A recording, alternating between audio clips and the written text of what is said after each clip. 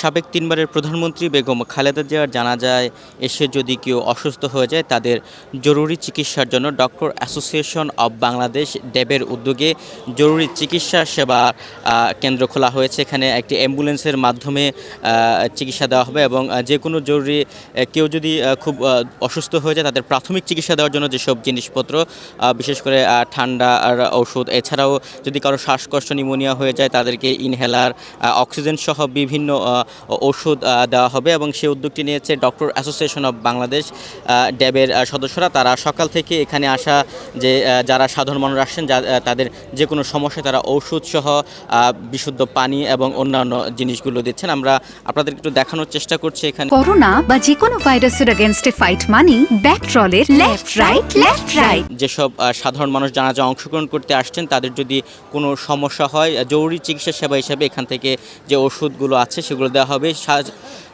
Mineral water থেকে শুরু করে অক্সিজেন পর্যন্ত ওনারা বিনামূল্যে জানাজায় অংশগ্রহণকারীদের জন্য দেওয়ার ব্যবস্থা করেছেন।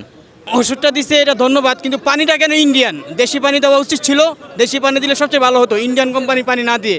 এখান থেকে একটা ওষুধ নিলাম, পানি নিলাম, ঠিক আছে। আমরা অনেক দূর থেকে আসছি, সিরাজগঞ্জ থেকে আসছি, আমরা এটাতে অনেক খুশি।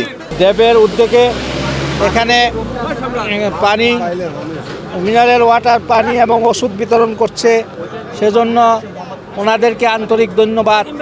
সাধারণ রোগীরা এখান থেকে বিশুদ্ধ পানি নিচ্ছে এবং বিভিন্ন যে ওষুধ আছে ওষুধ নিচ্ছে। আপনাদেরকে দেখানোর চেষ্টা করছি বিনামূল্যে যে ডক্টর অ্যাসোসিয়েশন অব বাংলাদেশ ড্যাবের উদ্যোগে যে বিনামূল্যে ওষুধ এবং খাবার পানি বিতরণ করা হচ্ছে, সেই বিতরণ নেওয়ার জন্য মানুষের ভিড় এবং তারা সুশৃঙ্খলভাবে প্রত্যেককে তাদের প্রয়োজনীয় ঔষধ এবং খাবার পানি দিচ্ছে।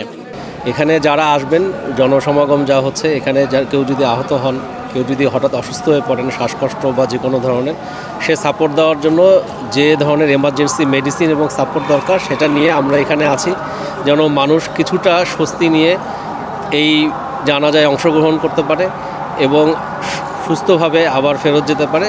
সেটার জন্যই ডক্টরস অ্যাসোসিয়েশন অব বাংলাদেশের এই উদ্যোগ।